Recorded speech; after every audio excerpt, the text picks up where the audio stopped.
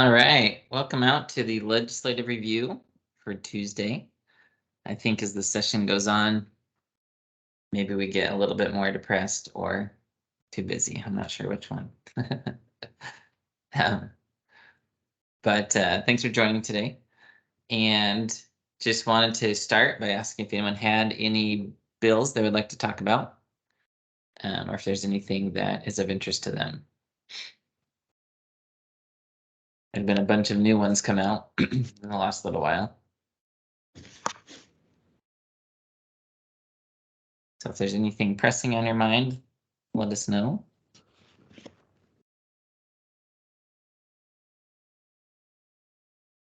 If not, I'd love to talk about HB 150. HB 150. Have we covered that yet? We have a little bit. It's one we talked about some, but we can talk about it again. Looks like they're still doing substitutes with it. What are your thoughts on HB 150? Where's it at now? It is in the House, waiting to be voted on. It's been circled as of today, which means that they're delaying the vote until they can negotiate a couple more things or work on something. So they could uncircle it at any time and vote on it in the House. Okay. It's had kind of a hard time then, right? It's which is, I don't know, it scares me, but so I guess I'm glad to see it not get rushed through. Yeah, it sometimes being circled means it's having a hard time. Sometimes it just means that there's negotiations or there's politicking going on in the background. People will often delay things to make them line up with other bills and try and get things through at the same time or whatnot. So when it's circled, we don't fully know why, unless you're in the loop of talking to the reps about it. But yeah, my concern with HB 150 is that I don't believe these types of things are emergencies that the governor needs to step in for. I think there's very few emergencies anymore the governor needs to step in for because the legislature can meet online, they can meet remotely. And so if there's an emergency, even like COVID things, I said to them all the time, I said, why does the governor have to make the decision? You guys can meet online. You can hold a session. You can have this be something with public input, go through the process. And water shortages aren't something that we're just suddenly there one day. We're seeing it coming. We're watching it happen, and the legislature can act. And I believe they should if that's what's going to happen. So I'm a fan of saying no emergency powers to the governor unless it's something like a war or communication structures down, something like that.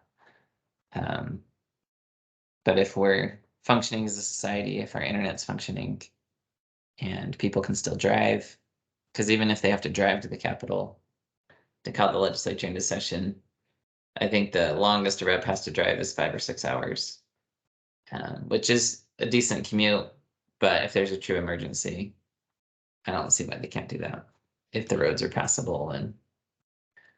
And so yeah, that's just. What do you think is going to happen with it? You think there's enough political support for it in the legislature? I have no idea, honestly. I'm not in the loop on any of the water bills. I'm in the loop on some of the bills, but water is not one that I've been a part of. I haven't been a part of any of those discussions. And so I don't know, to be honest. I know there's a lot of concern over water. And so, again, what that means or what deals to negotiate or don't negotiate, I don't know.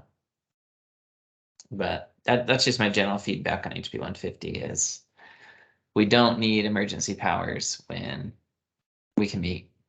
And with technology nowadays, we can meet pretty easily.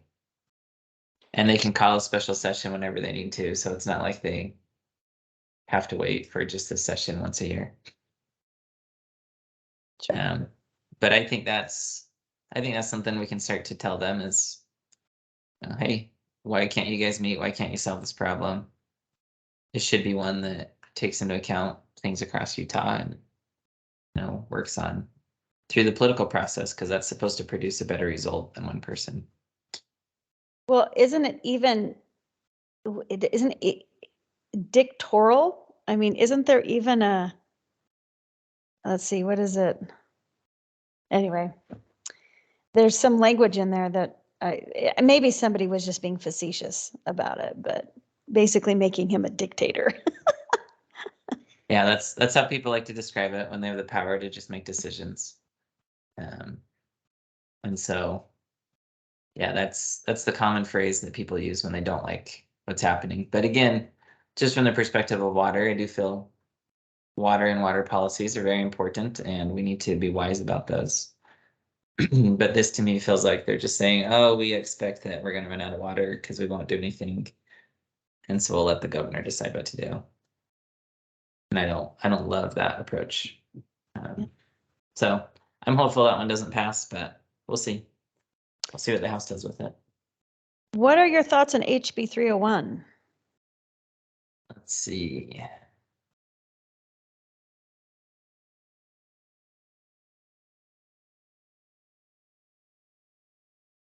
Transportation tax.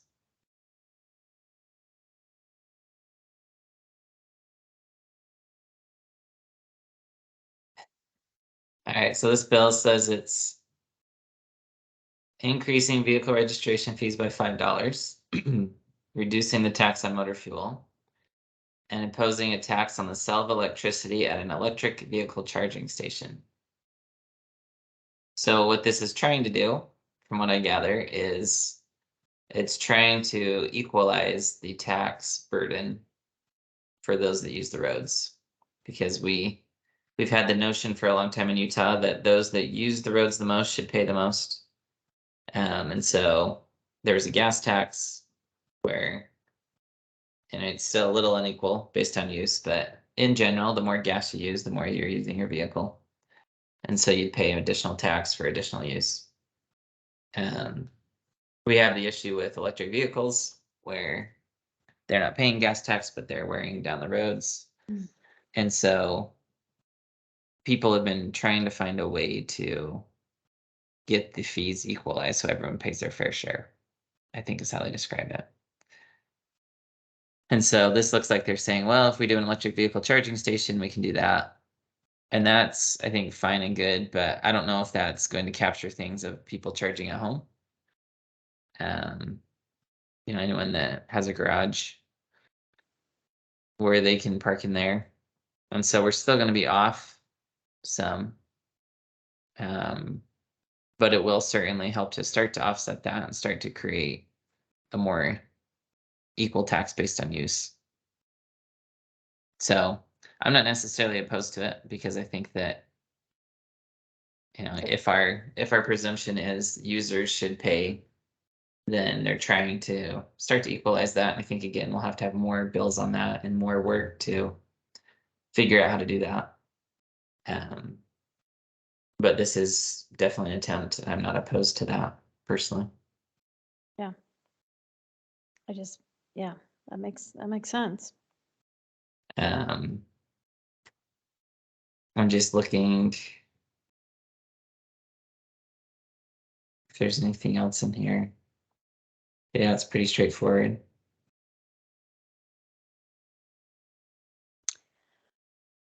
So yeah, so someone's tackling that. And I guess the point is, I was thinking with that is, it's interesting because we often talk about saving money if we switch to a hybrid, or saving money if we switch to solar, or saving money if we don't use as much water. But ultimately, all of these things, water, for example, the infrastructure is the most expensive part of it quite often. It's not getting the water. That kind of comes from the snow. And so if you use less water and everyone uses less water, they have to increase the rates at some point to pay for their infrastructure still. Same with solar. We're starting to see in a lot of states that solar is getting charged, and quite a bit, because they still connect to the grid. They still have to maintain the grid. The grid still costs money. And before they charge based on usage, but now they have to find additional, different ways to charge. And so a lot of this is going to be, we're going to experiment with allocating cost, figuring out different ways to charge and bill. and people are going to be billed differently. Prices are going to change. And I think it's going to cause some friction as we're trying to adapt to technology when we're have these old use models that no longer apply. But I think it's something we're going to continue to see through power, through water, through gas, all these different things. We're going to try and find ways to collect the money to maintain the infrastructure still. So, but one kind of on this, slightly on this topic, but not, it's a little bit off. But we'll go to SB 188. One of the most recent one. And this is just to bring up an interesting, say something interesting that happens fairly often in our society. And I'm curious what you guys think of it. So I'll share my screen here.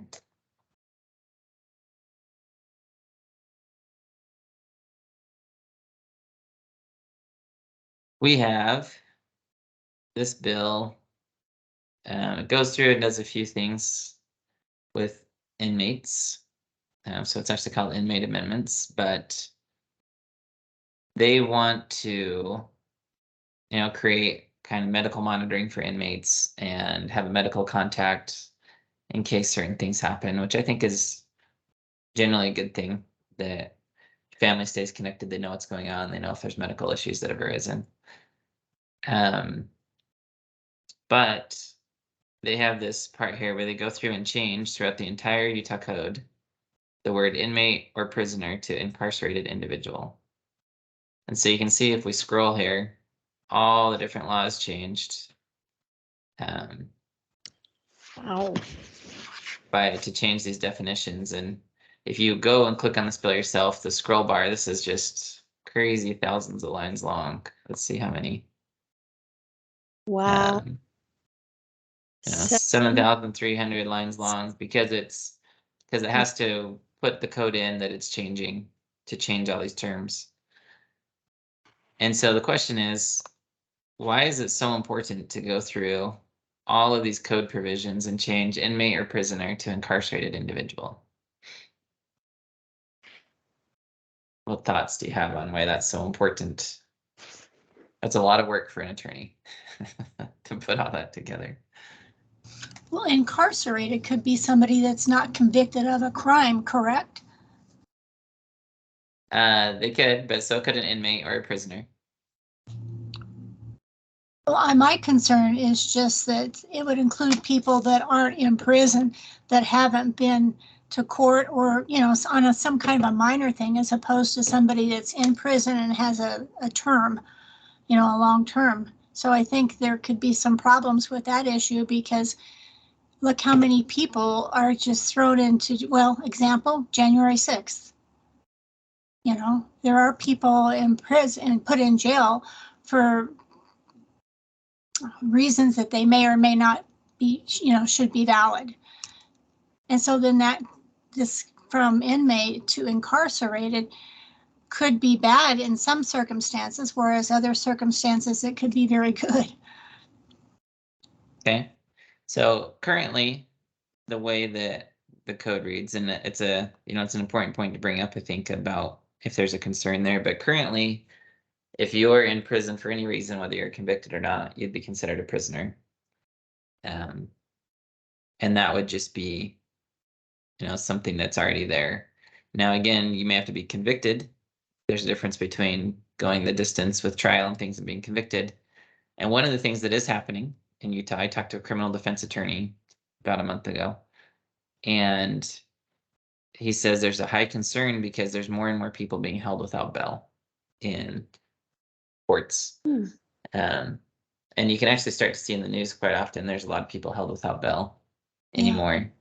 Yeah. And so to your point, we have this issue of, well, if we're holding people without bail, is this changing anything with how people are treated? Is it starting to infringe on constitutional rights? Now that's a lot of code provisions to go through to try and, dig into that to see what may or may not be happening. But in looking at this, I want to compare it to another change that's happened.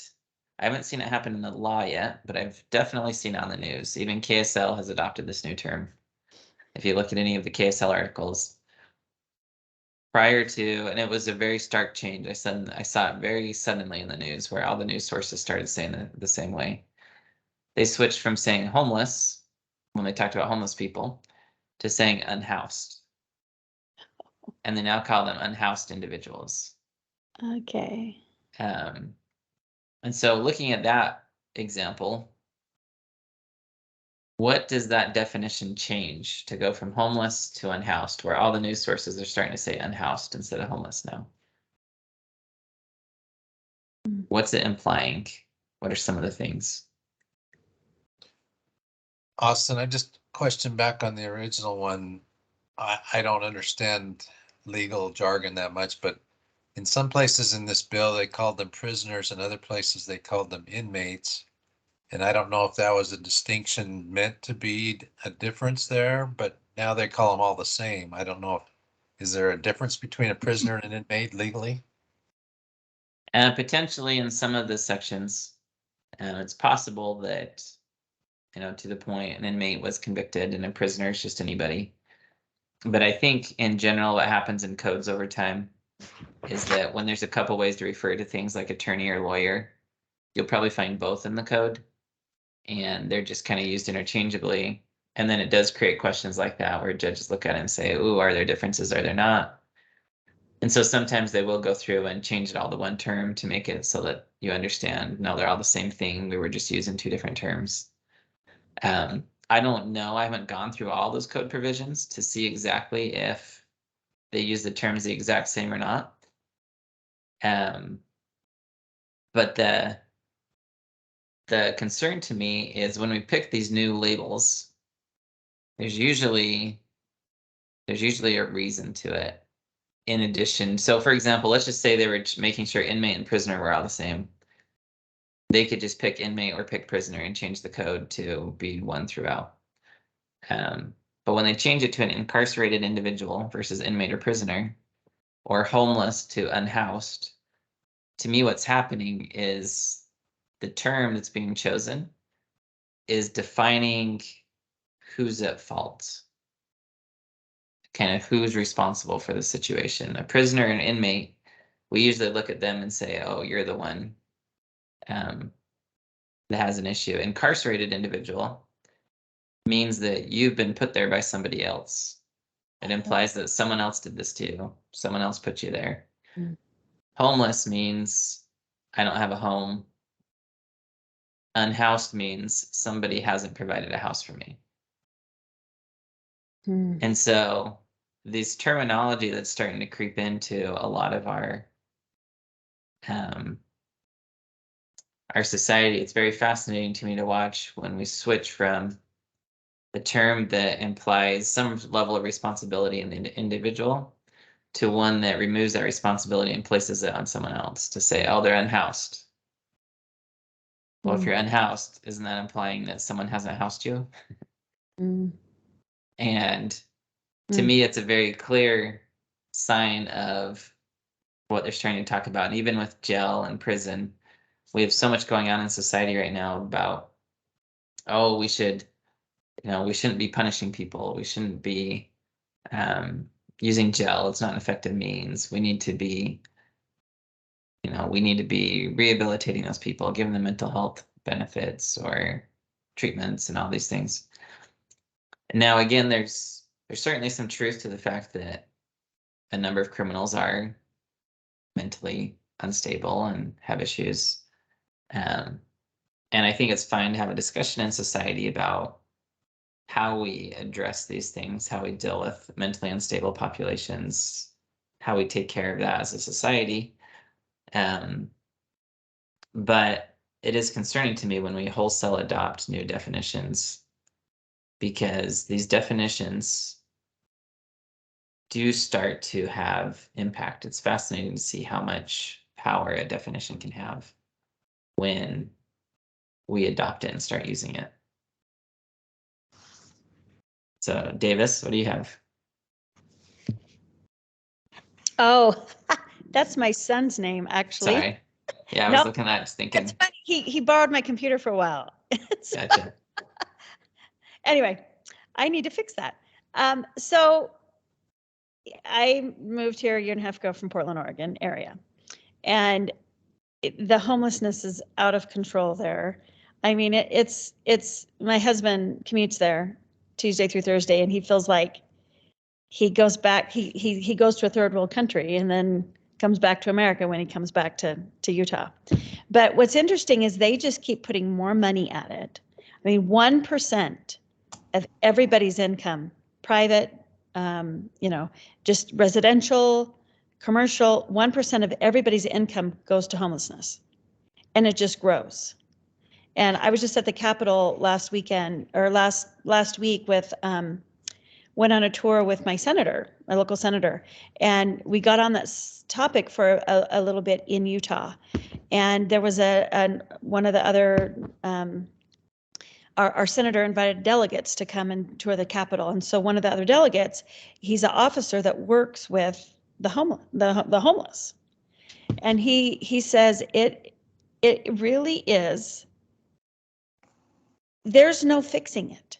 Some of these people refuse to do anything other than be homeless. They give them the support. They give them they give them everything they possibly can. He says they got a new employee that was so excited to jump in, and she was going to make a change. And she said after about a month, she's just so frustrated because it's so they're choosing this lifestyle. And the more money that I've seen Portland throw at it, it just makes the problem worse. And so it seems to me like, I mean, 1% of everybody's income in the Portland metro area goes to fixing that problem. I mean, it just seems like it's just another way that they're coming in to take from the people to fix a problem that it really has no financial solution. I don't know. What's So your I take? think that's a good point to talk about is, can money solve all problems? And another question is, can law solve all problems? Because generally our government, I think, is of the opinion that they can solve any problem if they throw enough laws or money at something. The homeless situation is tough. There are people, I believe, that are fine being homeless. They're comfortable in that lifestyle. They don't mind not working. They're okay with living on the street and getting whatever support is handed to them. But there are people that you can find that are homeless that don't want to be.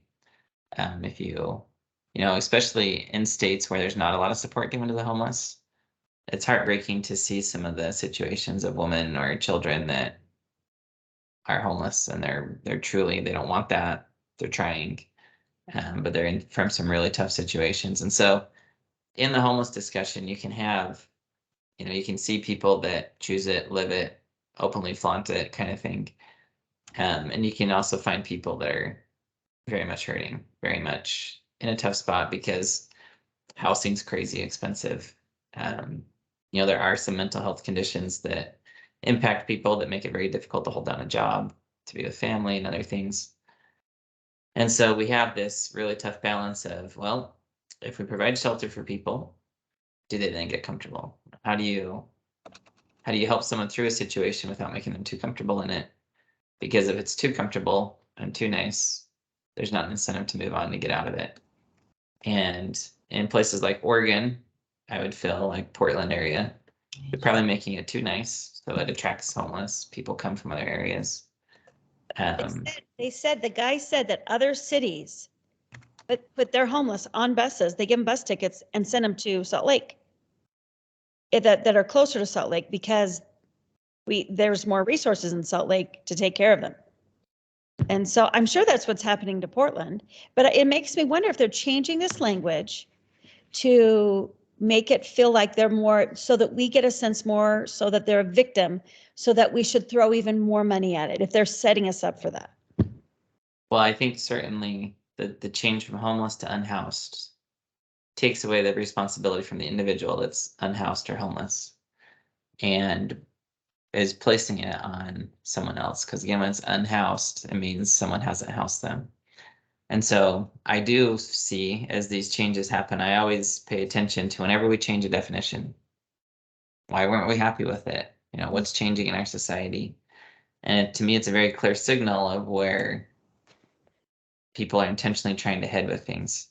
And so as you watch the law, it's good, or the news even, it's good to watch these to say, wait, why are they going through and taking the effort to change 7,000 lines of code? You know, why is that important enough to them? Because some people say, oh, definitions don't matter. And I look at it and say, well, you know, they matter to someone. Someone did the time here on that. And so yeah, just one to be aware of, and one to, I think, again, to have the discussion on, because it does, when we create this notion of victimhood, it's a very disempowering notion for a lot of people. Mhm. It's a notion that, as we start to shift responsibilities around, can create issues. And that even goes to things like shifting responsibilities with, you know, gun ownership, whether you can, you know, there's HB 374, I think it is. Let's see. Well, but the guy with that incarceration, the jail, so the jail in Utah, the new jail is so understaffed. It's only a third staff. So everybody, every law enforcement person has to go to the new jail and work one night a week or a month, he said. And he said it's interesting that they're changing this language about the prisoners as well, because he said that since it opened in July to now, there's been 24 assaults on the prison guards. Yeah, and that was one where Utah actually has some legislation because it's been so bad, and they instituted a lockdown, just said, hey, you guys aren't going out anymore. Because of the number of assaults there have been. And so yes, it is interesting to watch how, you know, different parts work together, different things work together. And, you know, with the prison move, there could be a whole host of issues with that. But these are ones that there's a lot of forces that work to change jails, to change incarceration, to change how we look at things, do things. And I think it's something for us to be aware of, to say, hey, why are you messing with these things? What bill And was that? say, which bill was it? Yeah. It was SB 188. Oh, SB 188? Yeah. And just And then- curious, what is your thoughts on it? So my thoughts are, I think that we should be pretty firm in not changing definitions in society and language. That there are, unless there are very good reasons to make the changes, you know, something that was very incorrect about the previous definition or something. But I'm a big fan of keeping responsibility where responsibility lies. And again, I'm not opposed to having a discussion on criminal justice and a discussion on mental health or mental contact, or sorry, health contacts for prisoners or anyone else. That's part of that SB 188. Because I do believe that just because you're in jail doesn't mean that you should be disconnected completely from family, and, you know, that no one should know of your health conditions and things. But I am very wary of changes to definitions when those happen. And again, watching it in the news, it's always a little disconcerting for me to believe that I'm reading an independent news source that suddenly switches its definition from homeless to unhoused individual with every other news source in the nation. Isn't there another bill changing terminology as well? Something about changing from its regions to special districts, or they're changing language in another way as well. I'm trying to find. Yeah, so there was one on special districts. What is that one? What does that mean? That one, from what I could tell, which, and I could be wrong, so I didn't delve into it all the way, but it appeared to be on its face trying to match up two definitions that have been used in Utah code. So Utah code, kind of like prisoner and inmate. Again, if it's just saying we're going to use the same term throughout the codes, so kind of like lawyer, attorney, we're just going to pick one and run with it. I'm not opposed to that type of change, because the two are interchangeable. That one appeared to me to be more like the lawyer attorney scenario where you're making it consistent throughout. But something else could be going on there. So again, it's always worth digging into and looking at with this special district one. But surely want to make sure we go on. You were asking if we can review HJR 10. Yes, please. And what are your thoughts on HJR 10? Well, is that changing the term on it? I mean, they're saying, if I recall, they're talking about a 4-year term for a sheriff, but I thought it was that way already. And it's always been an elected position, so I'm not quite sure what it's for. Okay, so great questions. Let me share it here.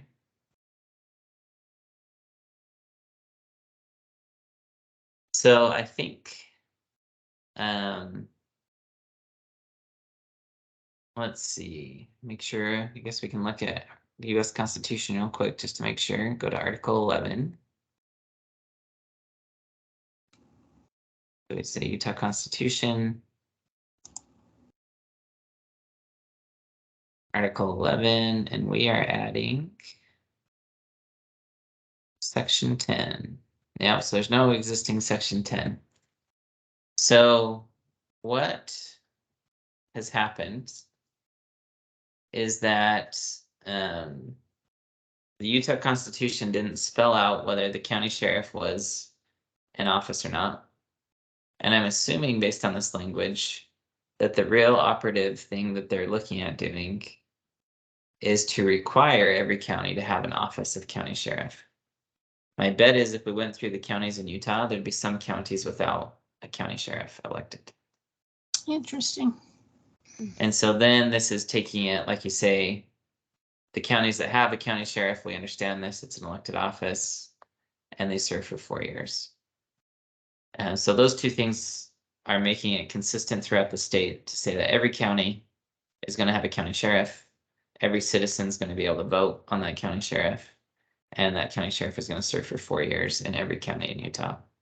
And again, my presumption with that is that there's some counties where that's either no county sheriff or where they have different positions. Maybe in one, it's an office appointed by the mayor, or maybe they serve for 2 years in one. I don't know what the differences are in the counties, but I'm guessing that this is the real provision that we're shooting for, is to get each citizen in Utah the ability to vote on their county sheriff. So to me, that's a good thing, personally.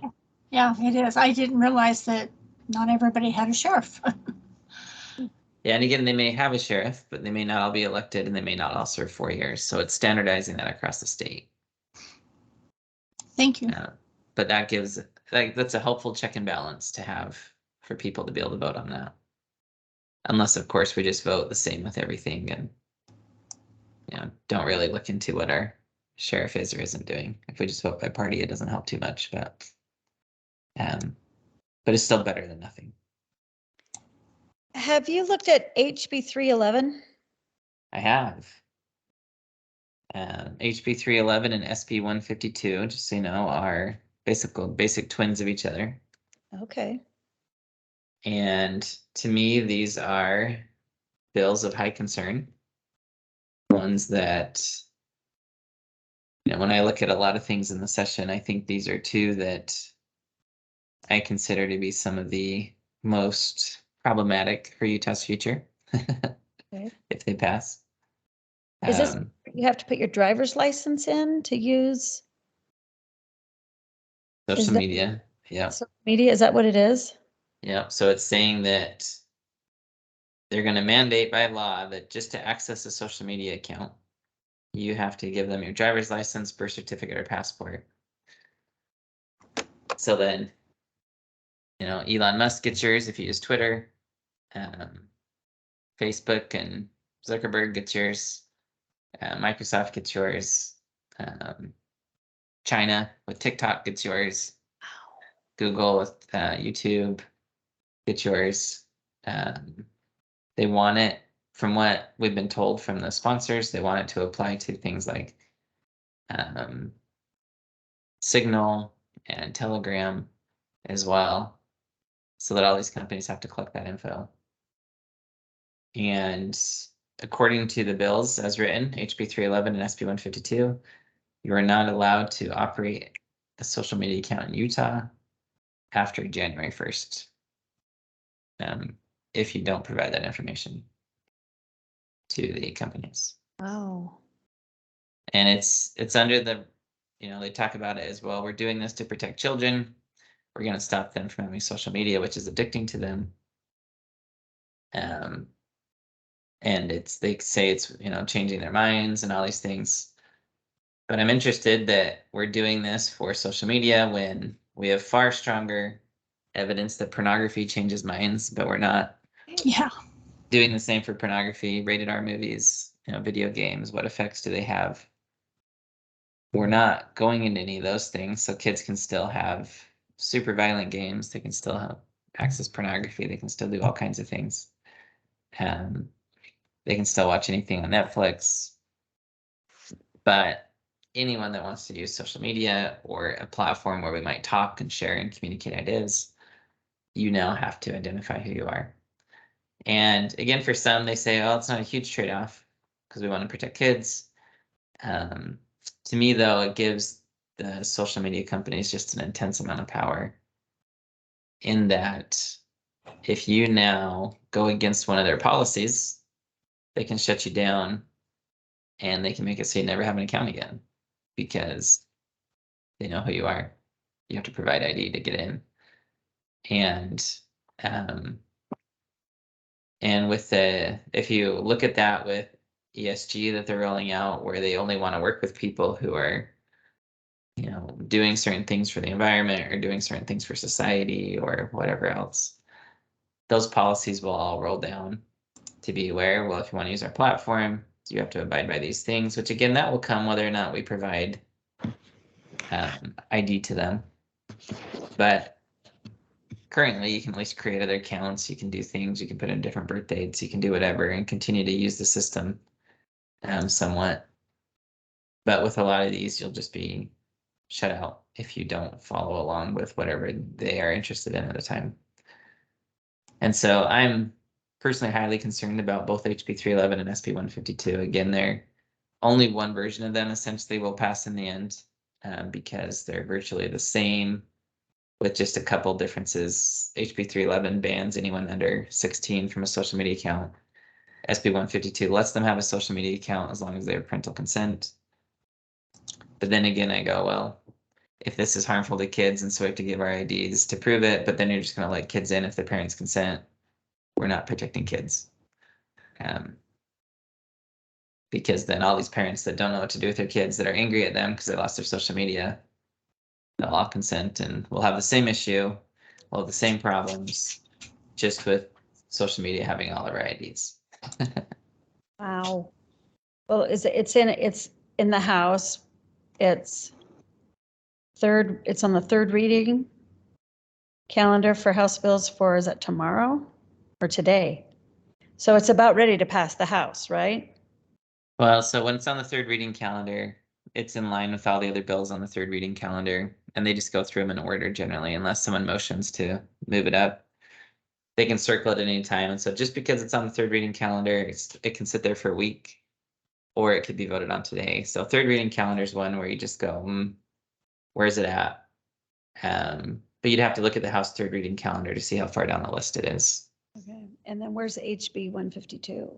The SB 152. I'm sorry, SB 150, yeah. It's the same. Both made it out of committee. Okay. And SB 152, I believe SB 152 failed the second reading calendar, but some of the people that voted no against it are going to motion to bring it back or something, I was told. So it's still going to appear on the third reading calendar, even though it didn't get quite enough votes to advance initially. So did it fail yesterday? What's today? I mean, the days are off. It might have even been 2 days, well, it wouldn't have been 2 days ago because that was Sunday. Yeah, may have been yesterday It's circled or in the Senate. last week. Interesting. So they're Well- having discussions, but I think it's one where we should reach out and just say, hey, this is not the way to go about this. We're not okay with the government mandating that we turn over our government IDs to all these parties. Because then too, the level of hacking, the hacking risk goes up exceptionally. The Wow. value of the data goes up exceptionally. If And that- someone That's just in Utah, right? So. just in Utah, yep. Wow. Wow. That seems like that's a nightmare waiting to, oh my goodness. Yeah, good old Utah. We love to pioneer and lead the way on things. It's good. So it's something that we like. But another one of note to discuss is SB 174. This one, I think we mentioned it at the start of one of these. They talked about it in the news. Senator Fillmore is pretty proud of coming up with a solution to the state housing shortage, the government calls it. They say there's not enough houses in Utah. And again, depending on how you look at things, maybe that's a good thing, because if we have a water shortage, maybe we should have a housing shortage too. But they believe this SB1, or at least Senator Fillmore believes this SB 174 will solve the housing problem by allowing developers to develop faster and build more quickly. So currently in Utah, developers have to go through a number of public hearings. They have to go through a number of approvals to get developments in. And this bill is saying we're going to take all that kind of power back and just say, hey, cities and counties, you get one hearing. Citizens, you get one hearing. And there's one public hearing that takes place. And that's the only chance you have to put input on something. And then after that, it's kind of a fast track process to get through, whereas cutting out all kinds of hearings and all kinds of safeguards that were in place before. With the idea that this will allow developers to build much faster and solve the housing problem. It also goes through, the state has they have requirements for cities to adopt a certain number of high density housing. So they want all cities to have their, fair share of townhomes and condos and whatever. And there's a lot of cities that don't want to do that. And so in the past, they were denied, I think, funds for building public transit through the cities, which again, for a lot of cities like Erda, they didn't care. They didn't want public transit going through their city. So it wasn't too much of a incentive for them to do anything about it. So with this bill, they're changing that to say, instead of not getting funds for public transit, they are going to fine a city $250 a day for every day that they're out of compliance with the state's high density housing initiative and mandates. Yeah, I watched the meeting on that. They had a few weeks ago, and they're coming hard after cities that aren't in compliance. They made it clear that if they're not in compliance, they will see action. It was like, wow. I mean, what if a city wants to have half-acre lots?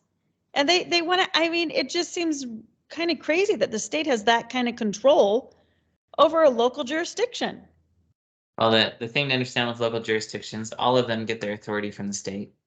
The US Constitution didn't create local jurisdictions. And so states, when they formed, delegated certain powers to local jurisdictions, but if those local jurisdictions don't do what they want, they can take that back. And so there's no federal constitutional establishment of local jurisdictions. There's some discussion of it in the Utah Constitution, which goes back to the county sheriff side, is they're going, yeah, we're going to force this to be a constitutional thing that every county is going to have a sheriff. But currently, cities and towns get all of their power through statute for the most part. Interesting. I did not know that. And They have wow. what's called enabling statutes that the state has said, these are the powers you have, this is what you can do. And so now when the state kind of set them free, said, okay, you're your own governing body. And then they said, oh, we don't want to follow your housing mandates because we like our 5-acre lots. Put all the high density housing in South Salt Lake. The state said, this isn't fair. Everyone needs to have their fair share of this. I think both. This bill in the HB, I think it was 311, I think they're leaning toward Agenda 21, the Great Reset, because it's all, like you said, it's part of ESG. Follow the money and the purpose of it. It's scary. Utah's headed the wrong direction. Mm-hmm. Yeah, there's certainly things to look at with it and say, again, what's the intent? When we see definitions changing, when we see sudden power grabs of, oh, we're going to protect the kids from social media, so everyone give up their driver's license, and you go, why didn't we start with pornography? Why didn't we start with R-rated movies? Water. Why didn't we start with something that Everything. virtually everyone can agree is bad for a kid? Mm. We're starting somewhere else. Our identity, that's what really bothers me. I mean, when we start giving our identity away, we start giving away our freedoms. Well, there's a lot of power that comes if other people have your identity. And in the past, identity was given on a need-to-know basis. Exactly. Where, even at the grocery store, for example, if you're buying alcohol, you show it to the cashier, but they don't take a picture and keep it. It's just it's a verification method to say, yep, you're old enough for alcohol or whatnot. But we do it again. It's always interesting to look at the rationale and then ask. But if that's the rationale, why didn't we start here? Why aren't we addressing pornography? Why aren't we addressing these other things? And so certainly, I think people have different answers for that. A lot of people say, well, we have to start somewhere. This is a good step forward, good place to start. Not with our freedom.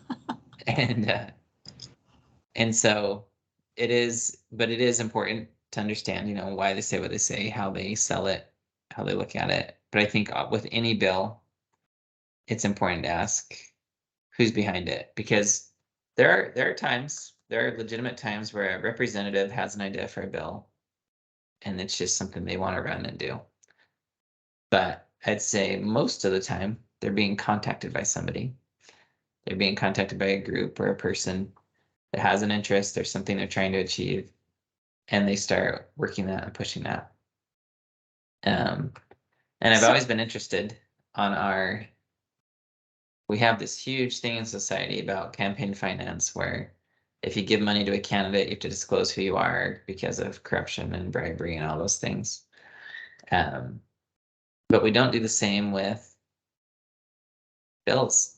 We don't even list who contacted the rep to sponsor it. Interesting, yeah. And I think that'd be a fascinating shine the light type law to say, oh yeah, the rep should disclose everyone who was part of pushing this bill. Let us know as a people, who's behind it and what's taking place. Envision Utah, right? It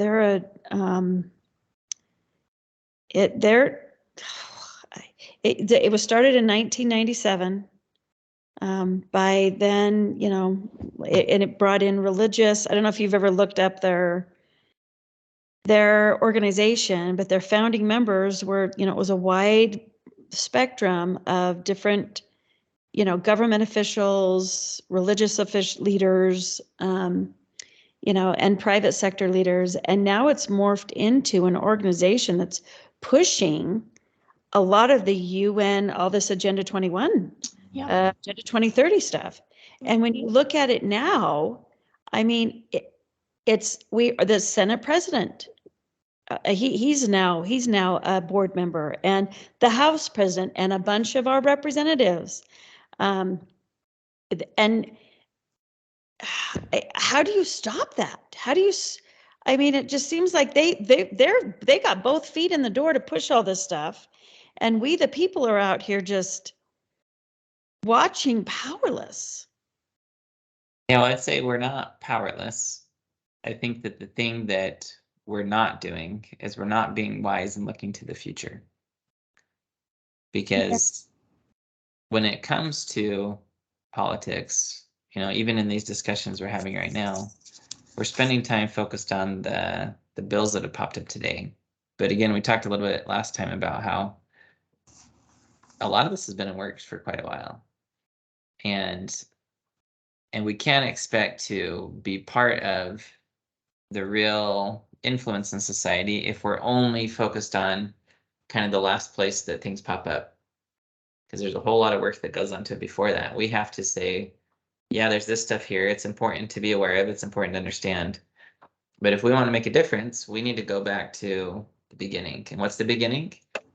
Definitions, terminology. We start to shape minds. We start to shape hearts. And something that, whether you're Christian or not, something that's often repeated throughout Christian type scripture, or even scripture of the Church of Jesus Christ here in Utah, is to cry repentance, to preach truth, to talk to people about things, because we have to be actively shaping the hearts and minds of those around us. And we forget, I think, often how powerful our speech is, how powerful the day-to-day interactions are. Because if we allow for new definitions to come in and we start using the same thing, I kind of look at it as an example. We had the Delta Center, right? Started as the Delta Center in Utah. Everyone in Utah knew it as the Delta Center. Then it changed. We had the Energy Solutions Arena. We had the Vivint Smart Home Arena, then the Vivint Arena. And every time it changed, we had to make the decision, were we just going to keep calling it the old thing, even though it's no longer the Delta Center, or were we going to change and call it its new thing? And now it's back to the Delta Center after all these years, or it will be soon. And I look at that and I remember with that terminology, every time I go to mention that arena for any reason, in my mind, I always have the struggle of, do I call it the Delta Center or the new thing? And it's always this question of, because it's just so ingrained in my mind, that's the Delta Center. But when definitions change, when things change, we as a people can adopt the changes and go along with them, or we can still talk about and stand firm on what certain things mean, and what's taking place and what's going on. And we see the definitions right now changing aggressively with man and woman and boy and girl and all these different things, where there are people that look forward and plan. Certainly, there's corporate interests, there's whatever interests that are involved, that they have things they want to do and they look at ways to do that. And I think that as people, we can have influence if we also look to the future and say, what can I do? If I want to change something, if I want to help people understand the threats to our liberty, for example, what are the basic truths they need to understand? How do I start to package those, put those out, get those presented in a way that people can see them, feel them, taste them, understand them, and internalize them? And that is a work that there are people that do that very aggressively. And we see it popping up in legislation and laws and other places. And it's one reason I mentioned in the news, because the news suddenly, it was a very sudden switch in the news. Just one day they were homeless people, the next day they were unhoused individuals. And I'm going, okay, we need to raise awareness of this, talk about it, say, you can't start pushing this responsibility on us, be open about it. And things like that. There are some things they try to change that never catch on. There's just some things that just don't stick because the people don't let them stick. And there's others that we go along with.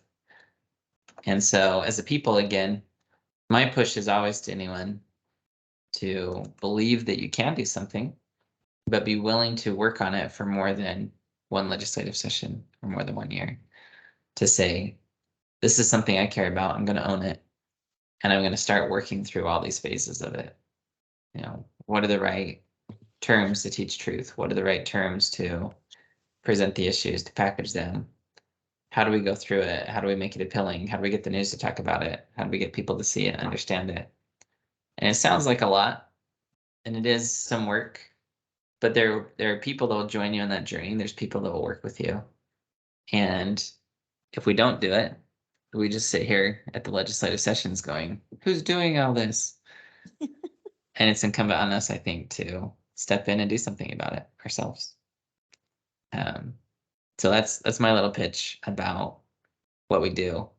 And I still strongly believe that it doesn't take intense amounts of money to make changes on these things. It doesn't take large groups or organizations. You can go through the whole process. You can kind of plan and say, okay, this is something I care about. This is something I want to do. And you can start to talk about it, start to work on it. And pretty soon, after some time, you can have a little group. You can have others that care about it. You can present bills yourself, drafts of bills. You can get legislative reps that buy into it.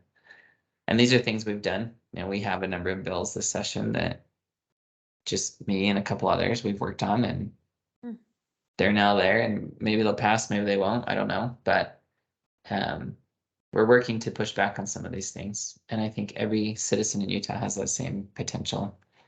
The Utah legislature is very accessible to citizens. It's not controlled by big money. It's not controlled by big things. It's very accessible to citizens. And a citizen can have a lot of impact there if they're willing to. Like right now, look at the session and say, okay, all this happened. What needs to happen next year? Start the discussions, start to reach out to reps. By next year, you can have a bill drafted. So it's really the interim time. It is where the work takes place. Okay. And you just start those conversations. And again, give the reps 2 or 3 weeks after the session ends. They'll be burned out, you know, but you can start conversations with other people while they care about it, while they're concerned about it. And then just say, here's my goals. I'm going to start contacting your rep a week till I find one that cares about the same issue. I'm going to start reaching out to other people on Facebook or Twitter or whatever else. Find some connections of people that feel the same. Start reaching out. You know, if you need an attorney, if you need an expert, whatever, start reaching out to people. And as you do, you'll find people that care.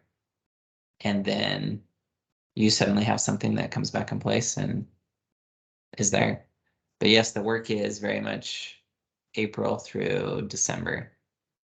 To get a bill into place for the next year, you work April through December. You need to have your bill submitted for drafting if you really want it to get through by about the first part of November. Okay. Generally, because there's quite a few requests that come in and the drafting attorneys get way overwhelmed. But again, Utah is very accessible to the citizens. It's one thing I love about Utah is we're not helpless here. We can do things. It's good to know.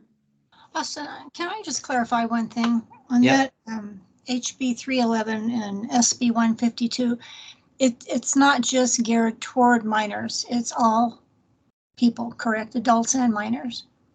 Yeah, so it's geared towards minors in that it's banning them from social media. So it doesn't ban you from social media if you provide your data, but it requires every Utahn that wants to access a social media account to provide the age verification. So if you already are on Facebook, you're going to lose it if you don't give them your ID. The law expressly says that. It says you have 2 weeks after January 1st, and after that, Facebook has to cut you off. Okay, because a friend of mine said it was just for youth, and I wasn't sure one way or another until we started talking about it today. So it's very much not just for youth. Okay. I can show you how express the bill is if you just look at it. Let's go to HB 311.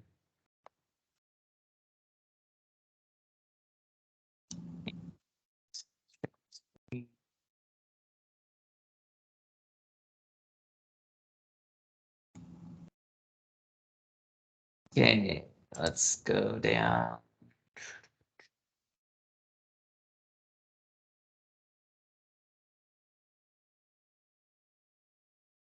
All right.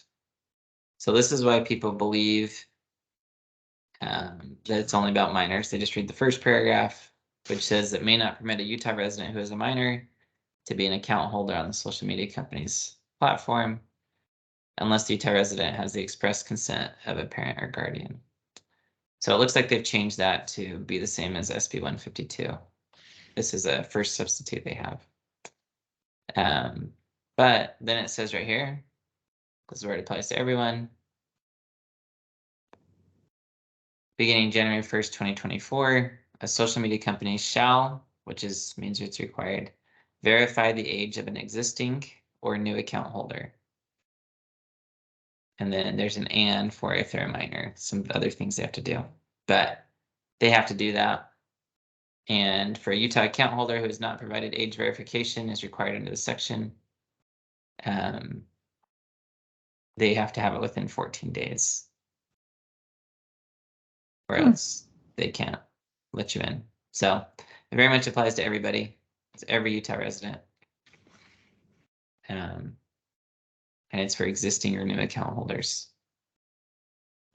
Thank you. I appreciate that. Yeah. So, but that wraps up our time today. And looking at this, we'll meet again tomorrow. We can talk probably about election audits. That's one of the bills we haven't discussed yet, of whether Utah should be auditing elections or not. And we can go through some other ones. One I like to talk about is there's one that's going to start finding campaigns who leave up campaign signs on the roads. And so, yeah, so some fun ones. But thanks for your time and discussion today. Thank Again, you. I encourage you to think about things, pick a topic, try not to do everything, but pick a topic that matters to you and do something about it. So Awesome. and we'll meet again later. Thanks. God bless you. So much. Yes, Really enjoy this. Thank you. Appreciate your time. No most problem. definitely.